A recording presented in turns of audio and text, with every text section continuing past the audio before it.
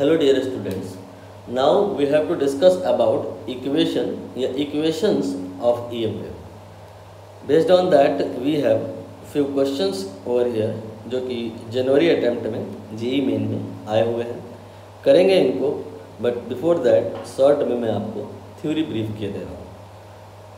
Heading के बारे में अगर बात करें तो ये हेडिंग टफ है और इम्पॉर्टेंट है, वेरी इम्पॉर्टेंट है। कारण क्या है? कारण ये है कि जेई मेन में ही आप देख रहे हो कि एक सिंगल इस हेडिंग से दो क्वेश्चन आए हैं, इसलिए इम्पोर्टेंट है। और भी कारण है कि अब ये जेई एडवांस में भी पूछा जाने लगा है। और एक कारण ये कि 11वीं क्लास में आपने स्ट्रिंग वेव, साउंड वेव ये सब पढ़ा होगा, वहाँ पे भी इक्वेशंस होती हैं वेव की, जो अगर दैट टाइम क्लियरिटी नहीं आई है तो दिस टाइम क्लियरिटी आ जाएगी। इस वजह से हेडिंग इम्पोर्टेंट है। टफ क्यों है? टफ इसलिए है कि जनरली जो हम लोग वेव की इक्वेशन डील करते हैं तो उसकी जो वेलोसिटी होती है उसमें ओनली एक्स कंपोनेंट या वाई कंपोनेंट या जेड कंपोनेंट होता है, सारे ही नहीं होते हैं। वेव या तो along the x axis travel कर रही होती है, या तो अलोंग द वाई एक्सिस, या तो along the Z axis. But यहाँ इस क्वेश्चन को ध्यान में रख करके अगर बात करें तो फिर यहाँ पर वेव इन जनरल डील करी जा रही है, जिसमें एक्स कंपोनेंट भी है, वाई कंपोनेंट भी है। अगर wave only along the x axis जा रही होती तो ये फिर बात यहाँ पे जो दिखाई दे रही है वो नहीं होती। बट यहाँ है, इसलिए क्वेश्चन टफ है, हेडिंग टफ है। तो पेशेंस रख करके डील करेंगे हम लोग। समय आपका थोड़ा ज़्यादा लग जाएगा, माइट भी, बट समझ में आएगा, ये मैं पूरी कोशिश करूँगा। इवन 11वीं क्लास का वेव मोशन वाला पार्ट अगर आपका वीक है तो भी आपको समझ में आएगा। तो बात करनी है हमें इक्वेशन ऑफ EM वेव की। क्या मतलब है इक्वेशन का? इक्वेशन का मतलब है कि समथिंग जो एक रिलेशन होगा जिसकी मदद से हम अननोन्स को कैलकुलेट करेंगे। यहाँ पे अननोन्स क्या रहेंगे और नोन्स क्या रहेंगे। EM वेव की बात हो रही है। EM वेव में इलेक्ट्रिक फील्ड होती है और मैग्नेटिक फील्ड होती है, तो ये आपके अननोन होंगे। Electric field and magnetic field निकालना होगा हमें। और नोन या गिवन क्या होगा? स्पेस एंड टाइम, मतलब कौन से स्थान पे और कौन से टाइम पे, ये आपको गिवन रहेगा। और निकालना होगा E एंड B।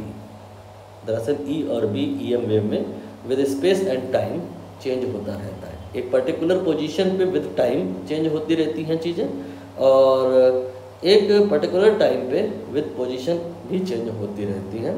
तो पोजीशन और टाइम अगर दोनों को ही फिक्स कर दिया जाए, दोनों ही अगर गिवन हो, तो फिर हम E और B निकाल सकते हैं। और इसको निकालने के लिए जो रिलेशन होता है उसको ही कहा जाता है इक्वेशंस ऑफ EM वेव। तो शुरू करते हैं इजी से डिफ़िकल्ट की तरफ। सबसे पहला केस जहाँ पर ये एक चार्ज है और ये ऑसिलेट कर रहा है। आई थिंक आपको आइडिया होगा कि ऑसिलेटिंग चार्ज रेडिएट्स एनर्जी या radiation also called EM wave. तो ये EM वेव पहला केस बहुत इजी है, एक्स डायरेक्शन में जा रही है और कोई एक पर्टिकुलर पोजीशन, सपोज करिए पॉइंट P पर, हमें पर्टिकुलर टाइम पर इलेक्ट्रिक फील्ड और मैग्नेटिक फील्ड निकालना है। मतलब हमको इसकी पोजीशन बता दी गई है। क्योंकि ये पॉइंट एक्स एक्सिस में है तो जो R वेक्टर होगा that will B XI cap, आगे 0 0 हो जाएगा। और इसके बाद में यहाँ पर टाइम, ये T बराबर मैंने T लेट कर लिया। पॉइंट ज़रूरी नहीं कि यहीं पे हो, पॉइंट यहाँ पर अगर आप ले लें तो R वेक्टर कॉमन T, ये गिवन पैरामीटर हो गया। और फिर यहाँ R में X Y Z तीनों ही होगा। तो कंसर्न हमारा क्या है कि because of this oscillating charge we want to calculate electric field and magnetic field at a certain position and at certain time. तो यहाँ पर फार्मूला नोट करें आप इलेक्ट्रिक फील्ड के लिए। क्या? इलेक्ट्रिक फील्ड का पीक वैल्यू या मैग्नीट्यूड, देन साइन, कॉस भी हो सकता है यहाँ पे, वो इतना मैटर नहीं करता है, ओमेगा टी माइनस KX। बुरी बात बताते हैं, अभी नोट ना करिएगा। यहाँ पर क्या है कि जब ये चार्ज ऑसिलेट कर रहा है, due to that radiation radiate हो रहा है, तो ऑसिलेशन की कुछ फ्रीक्वेंसी होती है, linear frequency, number of oscillation पर सेकंड में अगर हम 2 पाई से मल्टीप्लाई करते हैं तो ये ओमेगा आ जाता है। मतलब फ्रीक्वेंसी ऑफ द वेव ये नेचर ऑफ द सोर्स पर डिपेंड करती है। और फिर जब ये वेव चलती है तो किस स्पीड से चलेगी ये डिपेंड करता है कि ये किस मीडियम में चल रही है।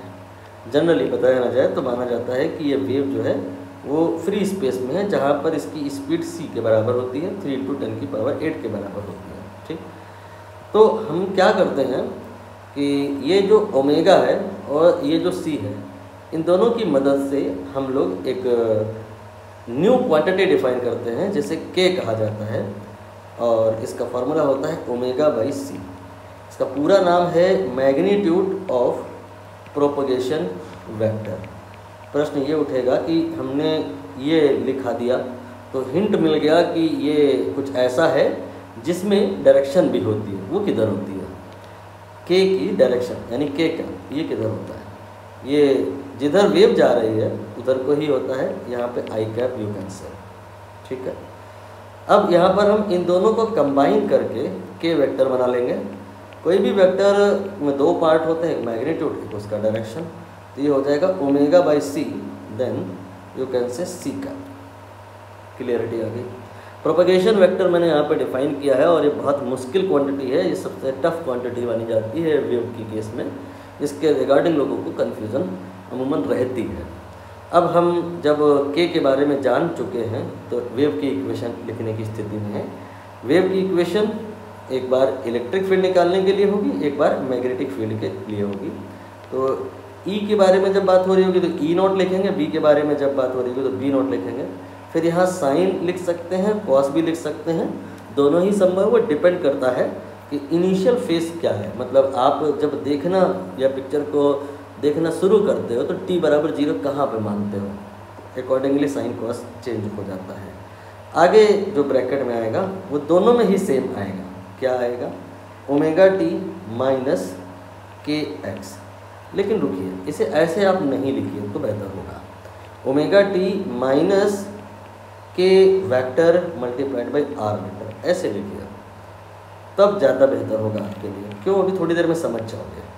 यहाँ पर अगर हम वैल्यू पुट करें E0 sin ω/t - k की जगह, k वेक्टर की जगह k का मैग्नीट्यूड जो कि ω/c होता है, देन k की डायरेक्शन, फिर r कैप।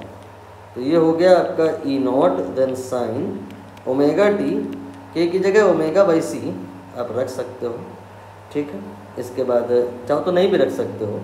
इसके बाद में ये जो k है ये मैंने आपको अभी बताया, ये आई कैप के बराबर होगा for this situation, for your question. अभी जो मैं दूसरा क्वेश्चन दूंगा होमवर्क में, उसमें वेव दूसरी डायरेक्शन में जा रही होगी, वाई डायरेक्शन में।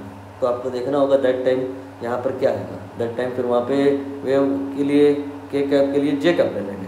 आर कैप यहाँ पर या कहीं पर भी ऑलवेज ये लिया जाएगा, xi कैप प्लस वाई जे कैप प्लस जेड कैप। अब आप सॉल्व कर लीजिए तो फाइनली आपको वही मिलेगा जो किताबों में लिखा रहता है, लेकिन इतने सारे स्टेप्स बीच में गायब कर दिए जाते हैं, जिसकी वजह से होता क्या है कि इसके जैसे सवाल अगर एग्ज़ाम में आते हैं जहाँ पर ये कॉम्प्लेक्स पार्ट होता है तो डील नहीं किए जा पाते हैं। सॉल्व करिए अब, ये आ गया कि x। ठीक, ये हो गया इलेक्ट्रिक फील्ड का equation, but point should be noted. ये इलेक्ट्रिक फील्ड का मैग्नीट्यूड है। इलेक्ट्रिक फील्ड तो वेक्टर क्वांटिटी है, उसमें तो डायरेक्शन भी होती है। तो इलेक्ट्रिक फील्ड जो E वेक्टर होगा that will be what, E its magnitude multiplied by its direction. So it will be E0 sin ω/t - kx and then E cap. Finally we are in a stage to say कि electric field की जो equation है उसके 3 component हैं। क्या? एक उसका peak value, और दूसरा ऑसिलेटिंग टर्म, और तीसरा direction. There are 3 component in equation of EM wave. Magnetic field में भी ऐसा ही होगा, देखिएगा ध्यान से। मैग्नेटिक फील्ड जो B निकालोगे आप तो उसमें पहला कंपोनेंट पीक वैल्यू V0, दूसरा कंपोनेंट ये ध्यान रखिएगा ये चेंज नहीं होता, दोनों में ही सेम होता है। तीसरा कंपोनेंट ये बदलता है।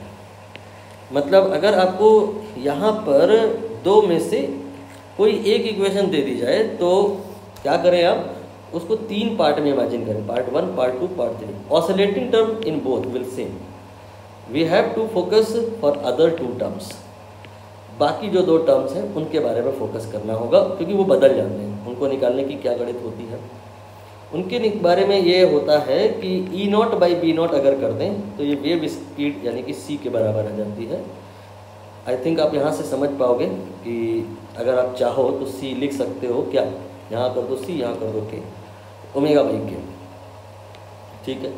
तो मतलब अगर कोई एक इक्वेशन दी गई है, सपोज करिए इलेक्ट्रिक फील्ड की दी गई है, and you are interested in writing the equation for B, what you can do, oscillating term ऐसे ही चिपका दो, बाकी इस फॉर्मूले की मदद से यहाँ पर से E0 को पुट करो और ये गिवन होता है, ये याद होता है, मतलब इसको इवैल्यूएट कर लो, वो यहाँ पे आ जाएगा। बाकी जो डायरेक्शन वाला पार्ट है ये तो और मुश्किल हो जाएगा। इसमें क्या करेंगे, इसमें हम यूज़ करेंगे वो वाली बात की जैसे आपका होता है ना I फिर J फिर K, या I फिर J फिर K, ये साइक्लिक ऑर्डर में होते हैं। I क्रॉस J ये K के बराबर होता है, J क्रॉस K ये I के बराबर होता है, K क्रॉस I ये J के बराबर होता है। ऐसे ही तो यहाँ पे भी होता है, बस आप ऑर्डर याद रखना, EBC मतलब E क्रॉस B ये C के बराबर होता है। E क्रॉस B नहीं, मैं सिर्फ डायरेक्शन की बात कर रहा हूँ। E क्रॉस B ये सोचना भी नहीं कि ये C के बराबर होगा या B क्रॉस C ये E के बराबर होगा, नो, डायरेक्शन के ट्रीटमेंट का मैं यहाँ पे बात कर रहा हूँ। तो E cap cross B cap will be equal to C cap, ठीक है, and B cap cross C cap will be equal to E cap, and C cross C cap cross E cap will be equal to B cap. तो इस गणित से आप अगर 2 लोगों की डायरेक्शन पता है तो तीसरे की निकाल लोगे। जैसे कि इलेक्ट्रिक फील्ड की इक्वेशन की 1 है, तो आप इलेक्ट्रिक फील्ड की डायरेक्शन यहाँ से देख लेना कितनी है, यानी कि आपको ये पता चल गया कि जो E है वो सपोज करिए अब J कैप है, तो ये पता चल गया है। हमें निकालना है मैग्नेटिक फील्ड की डायरेक्शन, इसको एक बार फिर से लिख लो, CEB, तो C क्रॉस E बराबर B, सब जगह कैप लगाइए। तो फिर होगा क्या कि this multiplied by that will be equal to that. Electric field की डायरेक्शन इलेक्ट्रिक फील्ड की इक्वेशन से दिख जाएगी, वो यहाँ रख देंगे, एंड C कैप ये कैसे पता चलेगा, ये जो ऑसिलेटिंग टर्म है उसके अंदर ये जो लिखा है इसको फेस कहते हैं, वहाँ से पता चल जाएगी। यहाँ अगर x लिखा है तो समझ जाना कि वेव जो है x डायरेक्शन में जा रही है, यहाँ अगर y लिखा हो तो समझ जाना वेव y डायरेक्शन में जा रही है, तो फिर यहाँ J कैप आएगा। तो कहानी में सबसे ज़्यादा मुश्किलात तो तब आएगी जब यहाँ जो फेस लिखा है उसमें x y z सारे ही हों। ऐसा है आपके एग्ज़ाम में आया हुआ है, आप देख लीजिए, उसको भी करेंगे, बट पहले थोड़ा इजी जितना मैंने बताया है उसकी बेसिस पर एक क्वेश्चन कर लिया जाए। चलिए ये वाला क्वेश्चन आप देखिए, यहाँ पर मैग्नेटिक फील्ड की इन्होंने इक्वेशन दे दी है। अब हमने कहा जब भी एक इक्वेशन मिले तो उसको 3 पार्ट में इमेजिन करो। ये वाला जो पार्ट है ये मैग्नेटिक फील्ड की डायरेक्शन को बता रहा है, ये वाला जो पार्ट है ये उसकी पीक वैल्यू को बता रहा है, ठीक है। इसके बाद में जो तीसरा वाला टर्म है वो ऑसिलेटिंग टर्म है, ठीक है। ये ऑसिलेटिंग टर्म ले लिया, ऑसिलेटिंग टर्म के अंदर जो लिखा है उसको हम फेस कहते हैं, यानी कि ω/t ब्रैकेट में लिखा है Z/c, ये आपका चलो अलग कर लेते हैं लाइक दिस, ये हो गया फेस, डिलीट कर दीजिए इसको। आपको बस ये ध्यान रखना है कि 3 पार्ट में वेव की इक्वेशन होती है जिसमें से इस वाले पार्ट में कोई बदलाव नहीं आएगा। तो यहाँ पर हम B लिख लेते हैं और इलेक्ट्रिक फील्ड की इक्वेशन की बात करेंगे तो भी ये पार्ट वही का वही रहेगा, ठीक है। अब क्या इसमें कोई चेंज आएगा, मैंने कहा आएगा। इसके लिए फॉर्मूला बताया मैंने, E0/B0 ये C के बराबर होता है, ठीक है। तो B0 तो शायद बता दिया उन्होंने, देखो 30 ये जो है ना ये मैग्नेटिक फील्ड की पीक वैल्यू ही है, तो B0 30 रख दो और C की वैल्यू चाहे रख दो चाहे उसी के टर्म में ही निकाल लो। तो E0 जो आपका आ जाएगा वो 30C आ जाएगा, ये E0 आ गया, ये ऑसिलेटिंग टर्म आ गया। नाउ व्हाट अबाउट डायरेक्शन, इसके लिए ही तो सारी मुश्किल है।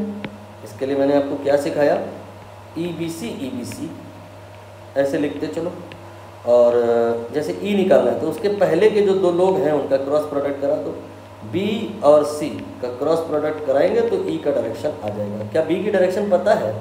जी हुजूर, डायरेक्ट गिवन है, इसको यहाँ से उठा लो, ये मैंने उठा लिया। और इसके बाद में अब हम बात करेंगे सी, वेव किधर जा रही है। यहाँ पर ध्यानपूर्वक देखिए, ये लिखा है Z, so wave going along Z direction, so जो सी कैप होगा विल बी के कैप। तो अब देखो ई कैप कितना आता है, just is calculation, not a big deal for you. तो ये आई क्रॉस के होगा, तो आई क्रॉस के ये आपका जे नहीं आएगा, माइनस जे आएगा। आई क्रॉस जे ये के होता है, जे क्रॉस के ये आई होता है, के क्रॉस आई ये जे होता है, बट हियर आई क्रॉस के अपोजिट है तो माइनस जे हो जाएगा। फिर ये 1/2 जे क्रॉस के ये आपका आई हो जाएगा। ये इलेक्ट्रिक फील्ड का डायरेक्शन निकाल लिया है आपने।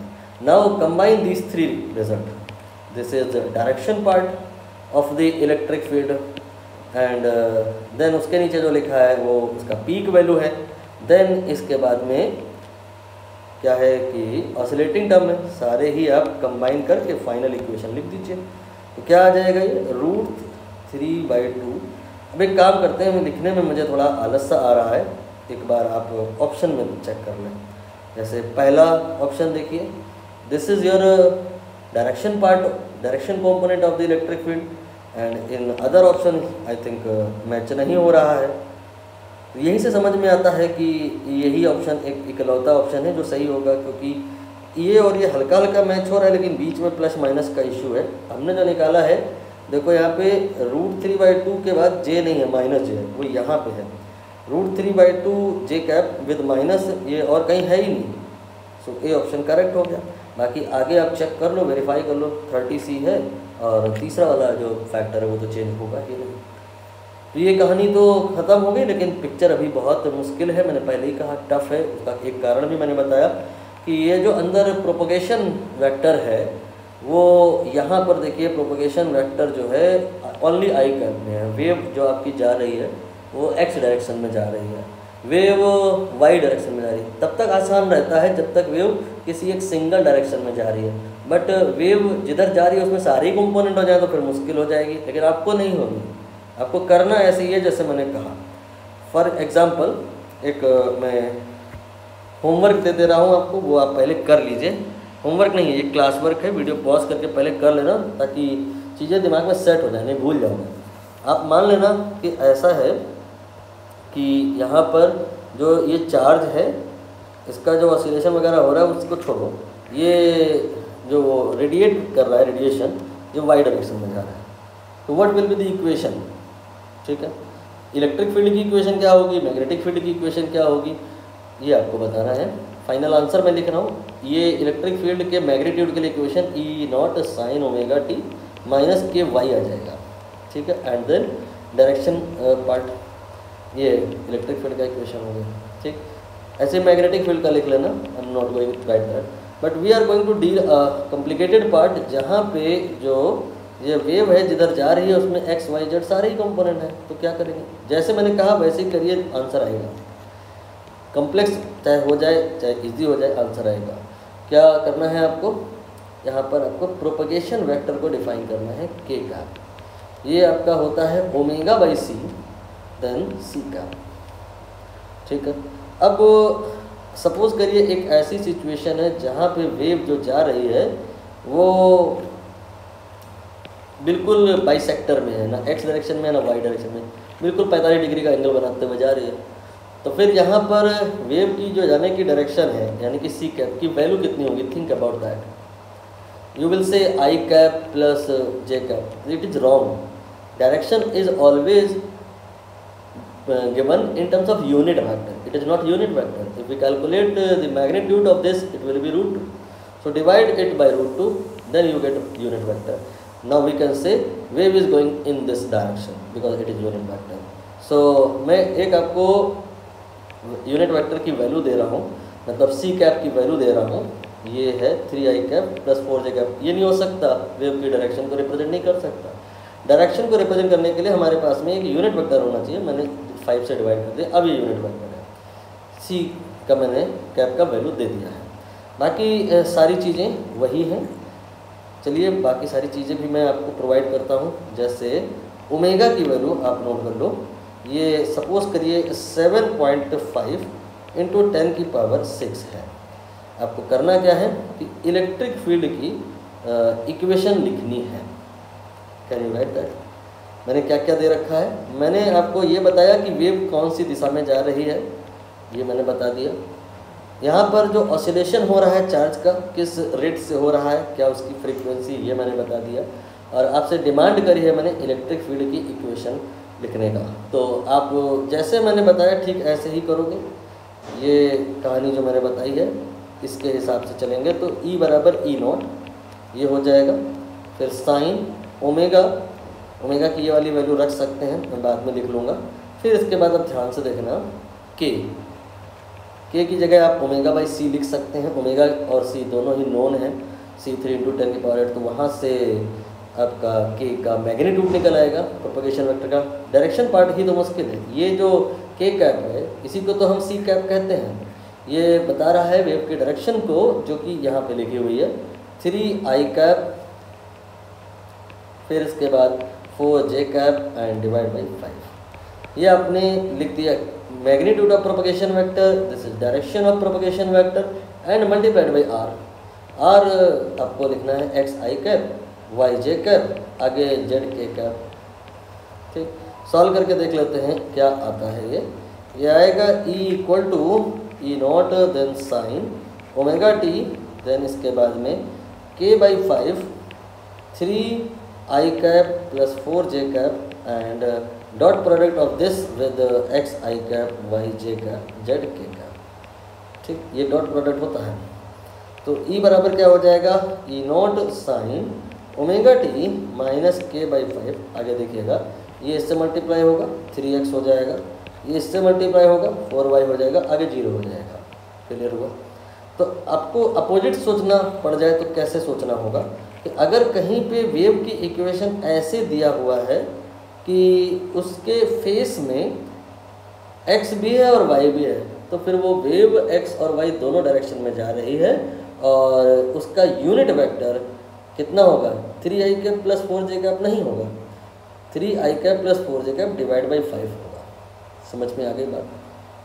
अब यहाँ पर इलेक्ट्रिक फील्ड आपने लिख लिया है, ये तो उसका मैग्नीट्यूड है ना।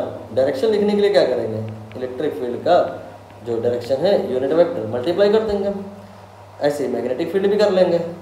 अब हम कुछ इस क्वेश्चन पर बात करें तो शायद लगता है समझ में आएगा। इलेक्ट्रिक फील्ड की यहाँ पे इन्होंने इक्वेशन दी है, आई एग्री। ये ध्यानपूर्वक अगर आप देखें समझ में आएगा क्या कि ये जो 3x प्लस 4y लिखा है इसको हमें मान लेना चाहिए कि ये 3i cap plus 4j cap लिखा है। तो क्या हम कह सकते हैं वेव इस डायरेक्शन में जा रही है? नहीं, ये यूनिट वेक्टर नहीं है। इसमें 5 से डिवाइड कर लीजिए, इसमें आप 5 से डिवाइड कर लीजिए, इसका मैग्नीट्यूड 5 आएगा ना, अंडर रूट में 3 स्क्वायर प्लस 4 स्क्वायर, और मल्टीप्लाई भी कर लीजिए तो ये 25 हो गया। नाउ अब इस इक्वेशन में जो ये ब्रैकेट में लिखा है फेस, उसमें ये जो रोल है ओमेगा से प्ले हो रहा है।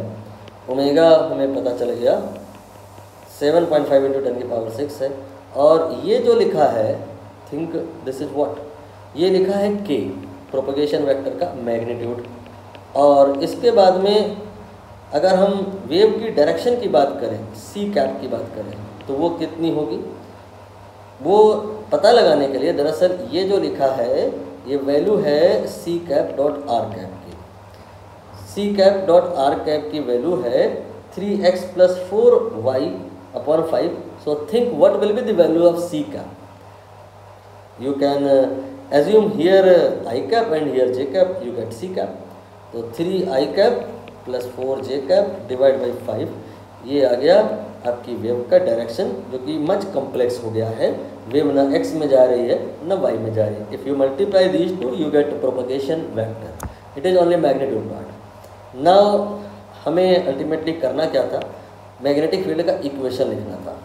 मैग्नेटिक फील्ड का इक्वेशन लिखने के लिए हमें इलेक्ट्रिक फील्ड की इक्वेशन को 3 पार्ट में इमेजिन करना था। ये है पार्ट 2 जो कि चेंज नहीं होगा, ऑसिलेटिंग टर्म है। ये है peak value. Peak value electric field की 57 है, मैग्नेटिक फील्ड की कितनी होगी इसको निकालने के लिए क्या करते हैं, E/B इक्वल टू हम C कर देते हैं। तो यहाँ पे B निकल आएगा, B आ जाएगा E/C। तो 57 डिवाइडेड बाई 3 इंटू 10 की पावर 8, एक बार चेक भी कर लो, ω/k 3 इंटू 10 की पावर 8 आ रहा होगा, क्योंकि वो वेव की स्पीड को ही रिप्रेजेंट करता है। हालांकि इन्होंने शायद फ्री स्पेस पहले लिख दिया है, तो ω/k अगर डिवाइड करते और 3 इंटू 10 की पावर 8 ना आता तो क्वेश्चन ही इनकरेक्ट हो जाता। तो यहाँ पर हमने क्या किया, B निकालने के लिए E/C कर दिया, E/C कर दिया और peak value of the magnetic field निकल आई। और हमें क्या चाहिए होता है, part 1, part 2 and part 3। Part 3 तो सबसे मुश्किल है, डायरेक्शन पार्ट भी रिक्वायर। तो डायरेक्शन पार्ट इलेक्ट्रिक फील्ड का तो सफ़ा इन्होंने दिया है, इलेक्ट्रिक फील्ड की ये इक्वेशन है, तो ये डायरेक्शन इलेक्ट्रिक फील्ड की हो गई। E कैप बता दिया इन्होंने कि ये कितना है 4I - 3J, और हमें B कैप निकालना है। ये कैसे होगा, इसके लिए मैंने क्या आपको बताया कि आपको याद रखना है EBC, ठीक है, EBC। तो E क्रॉस B अगर करें तो C निकल आएगा, लेकिन हमें C निकालना नहीं है ना, हमें तो B निकालना है, मतलब ये निकालना है अगर, तो इसके पहले के दो जो लोग हैं C और E, इनको क्रॉस कर दीजिए। ठीक, अब C देखिए हमने पहले ही निकाल के रखा है, तो यहाँ पर हम वैल्यू पुट करेंगे 3I + 4J डिवाइड बाई 5, ठीक, मल्टीप्लाइड बाई इलेक्ट्रिक फील्ड का डायरेक्शन जो कि है 4I - 3J। ये वाली वैल्यू मैंने उठाई और यहाँ पे रख दी। Rest is calculation, dot cross product इन दोनों का करना है, जो कि आसान तो कतई नहीं है। इसके लिए अगेन आपको करना क्या पड़ेगा, IJ के एक डिटर्मिनेंट बनाना होगा। यहाँ पर इस 5 को मैं अभी कंसीडर नहीं कर रहा हूँ, पहले अलग करके लिख लिया हूँ। 3, 4 एंड K की वैल्यू 0 है, तो 3, 4 एंड 0, फिर इसके बाद 4 - 3 एंड 0। क्रॉस प्रोडक्ट करेंगे तो रियलाइज़ करिए आसान है, मुश्किल नहीं है इतना। यहाँ पर ये I के साथ जो आएगा वो जब आप निकालोगे तो ये वाला फैक्टर कंसीडर करेंगे, वो इग्नोर हो जाएगा, 0 हो जाएगा इन टोटल। तो I के साथ 0 आएगा, -J के साथ भी 0 आएगा, only the non zero component will be with K का। These 4 term here will be considered. So K cap will be how much, 3 - 3 multiply तो -9 एंड 4 एंड 4 मल्टीप्लाई, तो ये आ जाएगा आपका आई थिंक 16, तो ये -25 हो गया। और अगर हम इसको सिंप्लीफाई कर दें तो ये आ गया आपका -5 K का। एक मैंने गड़बड़ शायद अभी और करी हुई है, हमने निकालना था क्या कहते हैं B कैप, तो B cap was C cap multiplied by E cap. ये जो हमने रखा है गलत पुट कर दिया ना, वही मिस्टेक कर दी जो हम अभी आपको बोल रहे थे कि नहीं करना। हमने इलेक्ट्रिक फील्ड की डायरेक्शन में यूनिट वेक्टर नहीं रखा है, हमने जो रखा है वो इलेक्ट्रिक फील्ड की डायरेक्शन का ही वेक्टर है, बट वो यूनिट वेक्टर नहीं है। तो डिवाइड बाई 5 कर देंगे, ठीक है। तो उससे क्या कोई फ़र्क पड़ेगा, उससे कोई विशेष फ़र्क नहीं पड़ेगा, मैं फिर भी लेकिन थोड़ा सा क्लियर कर दूँ, नहीं बाद में आप कंफ्यूज करोगे। यहाँ पे आप एक काम करो, 5 से डिवाइड कर लो, तो बैलेंस बनाने के लिए यहाँ पर आप 5 से मल्टीप्लाई करोगे, ठीक है। तो this time magnitude of the electric field will be 57 multiplied by 5 and magnitude of magnetic field will peak value of the magnetic field will be 57 multiplied by 5 divide by 3 into 10 की power 8, और यहाँ पे एक 5 आएगा, ठीक है। तो यहाँ पे 5 आएगा, और आपने अभी जब सॉल्व किया तो क्रॉस प्रोडक्ट इन दोनों का कराया, तो यहाँ पे हो गया 1/25 और यहाँ पे हो गया -25, तो ये तो -1 हो गया। देखिए -K कैप आ रहा है, यूनिट वेक्टर है, ये एक्सेप्टेड है। पहले एक्चुअली क्या हुआ था, -5K कैप आ गया था, तो वहाँ से मैंने को समझ में आ के यूनिट वेक्टर तो नहीं है, डायरेक्शन को रिप्रेजेंट नहीं कर सकता। अब सही जा रहा है मामला, ये इलेक्ट्रिक फील्ड का डायरेक्शन है और मैग्नेटिक फील्ड का डायरेक्शन हमने निकाला -K का, ठीक है। अब हम क्या करेंगे, तीनों को मल्टीप्लाई करेंगे। अभी जो हम गलती कर रहे थे, आप रियलाइज़ करो, अगर करते भी रहते तो फाइनली आंसर में फ़र्क करना पड़ता। होता क्या कि यहाँ पे हम 5 मल्टीप्लाई नहीं कर रहे थे, तो उसके बदले यहाँ एक 5 आ रहा था, तो ओवरऑल कोई चेंज ना आता। लेकिन अभी आप बिगिनर हैं तो ज़्यादा इंटेलिजेंट ना बने, आप बस ये सब जो आया है मल्टीप्लाई करना है। This is peak value of the magnetic field. This is oscillation term of magnetic field, and this is what? This is direction part of the magnetic field. Multiply करने जा रहा हूँ 57/3 × 10⁸ मल्टीप्लाइड बाई 5, एंड देन इसको consider किया मैंने यहाँ पे, ये हो गया। इसके बाद जो तीसरा टर्म होगा डायरेक्शन पार्ट, वो ये है, दैट इज़ -k का। अब आप नेक्स्ट में चाहो तो इस 5 को यहाँ से हटा के उसको -k कैप के साथ मल्टीप्लाई में ले लो, यहाँ से उठा करके आप उसे -5k कैप लिख सकते हैं। Let me do that. ये हो गया -5k। बस अंतर इससे ये पड़ेगा, अंडरस्टैंडिंग वीक हो सकती है।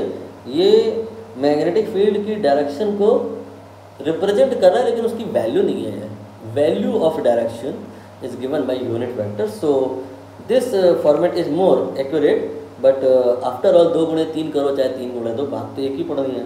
तो जो हमारा ये आंसर आया है, अब देखना होगा कि कौन से ऑप्शन में है। 57/3 × 10⁻, ये तो सभी में हो गया है, बट -5k का ये आपका यहाँ पे है, ध्यान से देखिएगा। माइनस बस यहाँ से उठा के इन्होंने यहाँ लिख दिया, ये लिख दिया। बाकी ये वाली कहानी तो डिक्टो सेम है, इसमें तो कोई परिवर्तन होता नहीं है। तो डोंट टेक इट इजी। ये कहानी मैं पहले ही बोल दिया था, बहुत मुश्किल है। समय आपका ज़्यादा इसलिए लग गया कि मुझे समझाने पर प्रायोरिटी देनी थी। बाकी आप नहीं यकीन हो रहा है तो मिलते जुलते और भी PYQ हैं इसी प्रकार के, यही मेन कही है। सब उठा के देख लो और करके देख लो और लोगों से पूछ के देख लो। सब आना बड़ा करते रह जाते हैं, बच्चे हो या बड़े हो या बूढ़े हो। प्रोपगेशन वेक्टर तक लोग डिफाइन नहीं कर पाते हैं। मैंने कोशिश करी है समझाने की, आपको समझ में आई थिंक आया होगा।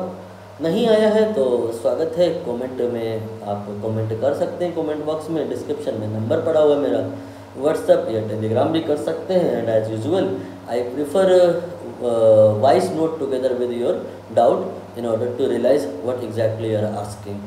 तो जैसा भी आपको ठीक लगता है कर सकते हैं। अगली क्लास में, अगले सेशन में जो करेंगे वो क्या है, let me check out. Energy and momentum of EM wave, ये लास्ट में, इसके बाद EM स्पेक्ट्रम होगा, उसको नेक्स्ट में करेंगे।